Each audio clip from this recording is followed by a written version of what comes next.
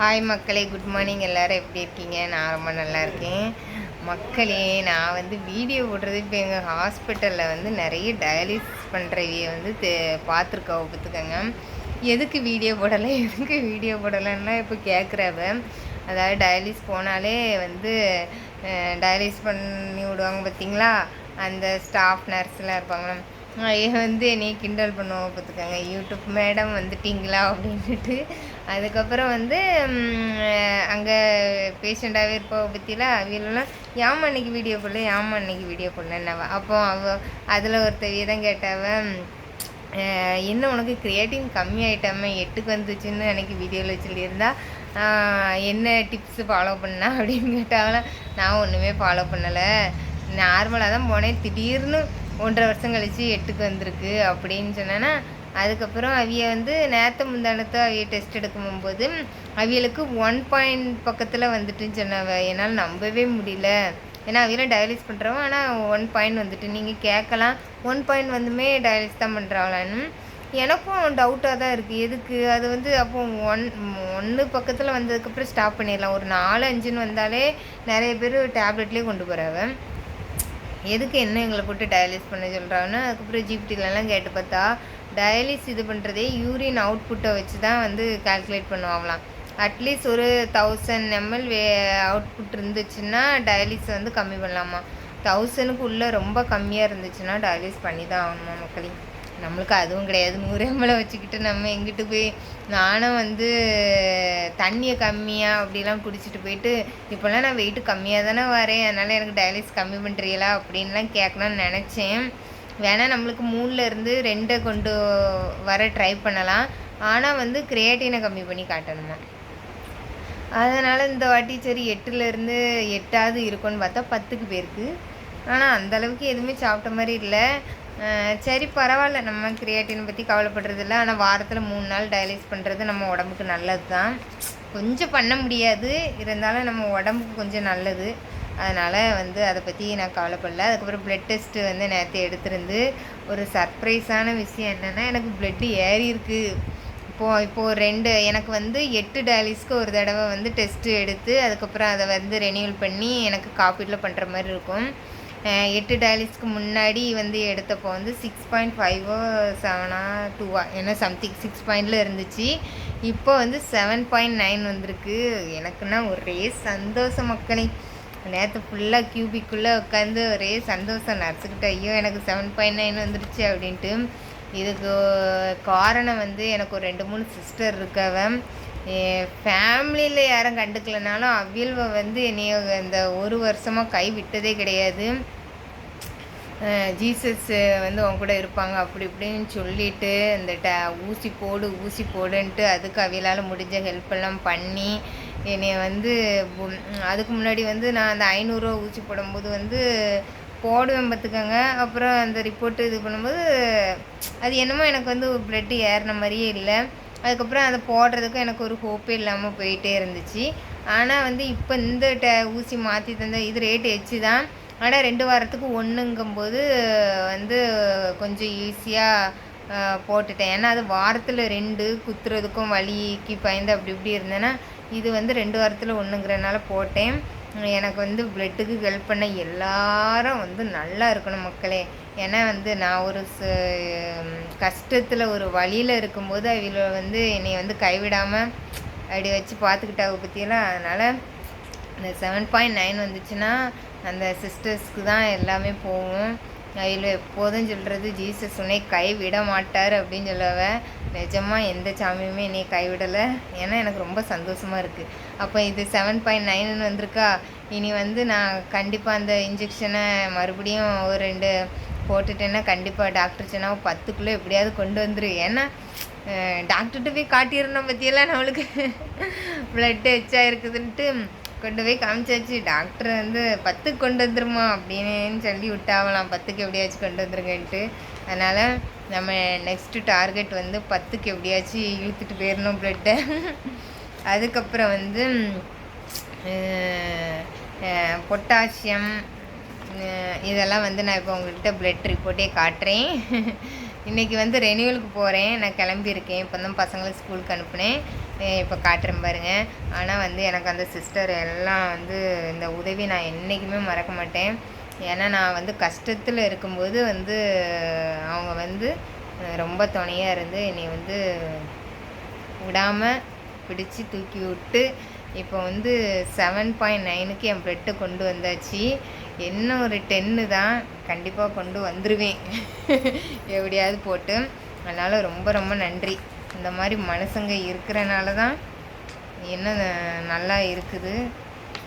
சரி, நான் இது காட்டுறேன் உங்களுக்கு. பற்றியெல்லாம் 7.9 வந்துருச்சு.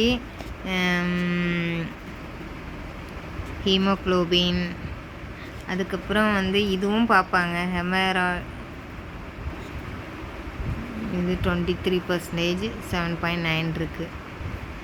இதுதான் வந்து லிவர் ஃபங்க்ஷன் டெஸ்ட்டு பார்த்துக்கோங்க. இது என்னது, பில்லுரூபின், இது எல்லாமே நார்மலாக தான் மக்களே இருக்குது. பில்லுரூபின், அப்புறம் வந்து ஏல்டி சீரமா. இதில் வந்து எது எனக்கு வந்து அதிகமாக இருக்குன்னா இந்த ஆல்கலின் பாஸ்பேட்டேஸ் இருக்குது பற்றியெல்லாம். இது வந்து 35லேருந்து 104 இருக்கணும். இது 146 இருக்குது. இதுக்கு தான் வந்து டாக்டர்கிட்ட கேட்டிருக்கேன். 2 டெஸ்ட்டுக்கு எழுதி கொடுத்துருக்காங்க. பாஸ்பரஸ் டெஸ்ட்டும் வந்து தைராய்டு, தைராய்டு ஹார்மோனா அந்த டெஸ்ட்டும் எழுதி கொடுத்துருக்காவ. அதை பார்த்துட்டு அடுத்த வாரத்துக்கு பார்க்கணுன்னு சொல்லியிருக்காவ. அதுக்கப்புறம் வந்து புரோட்டீன் இந்த வாட்டி தான் மக்களே இந்த 6.4லேருந்து ஸ்டார்ட்டு, இது 6.92 வந்திருக்கு. ஏன்னா ப்ரோட்டீன் பவுட்ரு வந்து விடாமல் இப்போ காலையிலையும் சேர்த்து குடிக்கிறனால இப்படி வந்துட்டு ரொம்ப சந்தோஷம். எல்லாரும் கேட்குறாவ ப்ரோட்டீன் பவுட்ரு முட்டைலாம். அவங்க தெரியாதவங்க கேட்குறாங்க, நீங்கள் சாப்பிட்லாமா, எங்களை சாப்பிடக்கூடாதுன்னு சொல்லியிருக்காவன்னு. நான் சாப்பிட்டா தான் இந்த பாயிண்ட்டு இது பண்ண முடியும். நான் இருக்குது பற்றியெல்லாம் ப்ரோட்டீன்ஸில் ஆல்புமின் அது என்னது 4.32 இதெல்லாம் கரெக்டாக தான் இருக்குது. அதுக்கப்புறம் வந்து ரீனல் ப்ரொஃபைல், யூரியா வந்து எனக்கு பாருங்கள் 50 இருக்குது. சில சமயம் 100 வரலாம் பேருக்கு, 60 பேருக்கு. அதுக்கப்புறம் மறுபடி பற்றியில் கிரியேட்டின் 10க்கு வந்திருக்கு, 8ல் இருந்தது.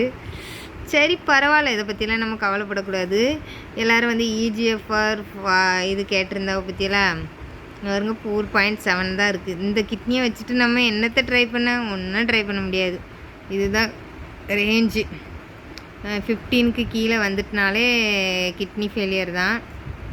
இதில் பார்த்துக்கோங்க. இஜிஎஃப்ஆர் இது 90க்கு மேலே இருந்துச்சுன்னா, 90க்கு கீழே வர ஆரம்பிச்சிட்டுனா G1, கிரேட் 1, கிரேட் 2, கிரேட் 3ன்னு கிரேட் 5 வந்து கிட்னி ஃபெயிலியரு. அப்புறம் சோடியம், எல்லோரும் அரை உப்பு சேப்பியலாம், முழு உப்பு சேப்பியலாம், எண்ணெய் உப்பு சேப்பியலாம் கேட்பாவ. நான் வந்து எங்கள் வீட்டு சாப்பாடு கொஞ்சம் சப்புன்னு இருந்த மாதிரி இருக்கும். ஆனால் எனக்கு வந்து சோடியம் கரெக்டாக தான் இருக்குது. இப்படி தான் போய்கிட்டு இருக்கு. பொட்டாசியம் போன வாட்டி 5 இருந்துச்சு, இந்த வாட்டி 4.63 இருக்குது. குளோரைடு, இது என்ன யூஸுன்னு தெரில மக்களே. இதெல்லாம் என்ன அப்படின்னு 102, 109, 105 இருக்குது. ஏன்னா கால்சியம் வந்து கொஞ்சம் கம்மியாக இருக்குது பார்த்துக்கோங்க. அப்புறம் இதுவுமே கம்மியாக தான் இருக்குது. அது என்னது பைகார்பனேட்டு. ரிப்போர்ட்டை பார்த்துருப்பீங்கன்னு நினைக்கிறேன். நம்ம வந்து இப்போ அதிகமான கிரியேட்டினை பற்றி கவலைப்படக்கூடாது. அது 11 வரை போயிட்டு இறங்கும் ஏறும், அதை பற்றி இது பண்ணலை. ஏன்னா வந்து எனக்கு வந்து மெசேஜில் ஒரு சிஸ்டர் கேட்டிருந்தாங்க, கிரியேட்டின் வந்து அன்றைக்கி பார்க்கும்போது ஒரு வேல்யூ இருந்துச்சு, இன்றைக்கி பார்க்கும்போது அவங்க புதுசாக இப்போ வந்து ஹாஸ்பிட்டலில் பார்க்குறாங்க. அப்படி என்னென்னா வந்து அது அப்படி தான் மாறி மாறி இருக்கும் அப்படின்ட்டு தான் அவியில் தேற்ற முடியும். வேறு என்ன செய்ய. இதை பற்றி நம்ம நினச்சி கவலைப்பட்டுக்கிட்டே இருந்தோம்னா ரொம்ப கவலையாகும். இதில் நம்மளுக்கு ப்ளஸ் பாயிண்ட் என்ன, பிளட் ஏறி இருக்குது. அதை பற்றி நினச்சி நம்ம ரொம்ப சந்தோஷப்பட்டுக்கிட்டே இருக்க வேண்டியதான். அவ்வளோதான். கிரியேட்டினை பற்றியோ பொட்டாசியத்தை பற்றியோ எதை பற்றியுமே அதை பற்றி கவலைப்படக்கூடாது. இப்போ இதில் ப்ளஸ் பாயிண்ட்டாக இருக்கிறது பிளட்டு ஏறி இருக்குது. பிளட்டு ஏறணும் எம்மோ நிஜமாகவே மக்களை 1.5 வருஷமாக அந்த ரத்தம் ஏறாத பிரச்சனையால் ரொம்ப இது பண்ணேன். இந்த வாட்டி எப்படியாவது அதுக்காண்டி நீங்கள் பீட்ரூட் ஜூஸ் குடிச்சலாம், முருங்கைக்கீரை சாப்பிட்டீங்களா, அதை சாப்பிட்டீங்களா, இதை சாப்பிட்டீங்களான்னு கேட்காதீங்க. எதுவுமே சாப்பிடல. எங்கள் அம்மா சாயங்காலம் வந்த உடனே ப்ரோட்டீன் பவுட்ரு கண்டிப்பாக குடிச்சே ஆகணும். ஆனால் நேற்று குடிக்க மறந்துட்டேன். அதில் வந்து 3 ஸ்கூப்பு போட்டு 100 ml தண்ணி தான் எடுப்பேன். அதில் நல்லா கட்டியாக கலந்து குடிச்சிருவேன். ஏன்னா தண்ணி அதிகமாக ஏறப்படாது பற்றியில்.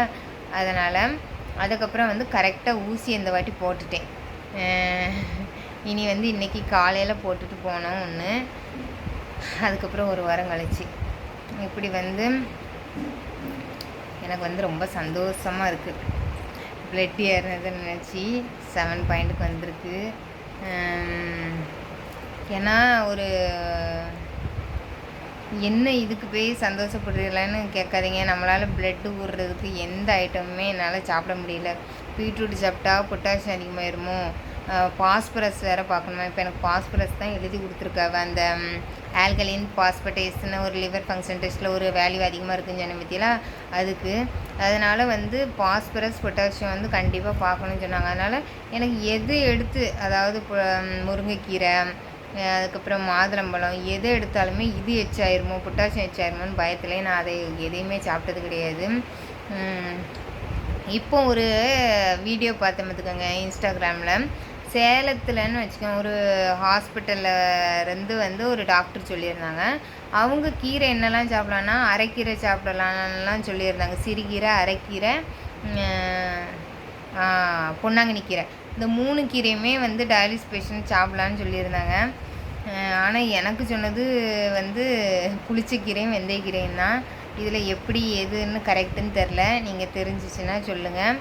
ஆனால் நான் வந்து பிளட்டு ஊறுறதுக்கு ஊசியை தான் போட்டிருக்கேன். மற்றபடி எதுவுமே நான் வந்து எடுத்துக்கிட்டது இல்லை. ஏன்னா கமெண்டில் கேட்பாங்க, நீங்கள் ஏதாவது சாப்பிட்டீங்களா சொல்லுங்கள் அப்படின்ட்டு. நான் எதுவுமே எடுக்கலை. இப்போ பீட்ரூட்டு அது இதுன்னு எதுவுமே நான் பீட்ரூட்டு சாப்பிட்டே வந்து ஒரு 3-4 வாரம் ஆகிட்டு. அப்படி இருக்கும்போது ஊசியை கரெக்டாக போட்டேன். பிளட்டு ஏறி இருக்கு மக்களே. ரொம்ப ரொம்ப சந்தோஷம். ஏன்னா இந்த பிளட்டு ஏறாதனால நான் வந்து அனிமியா ப்ரொஃபைல் மட்டுமே நிறைய தடவை எடுத்திருக்கேன்.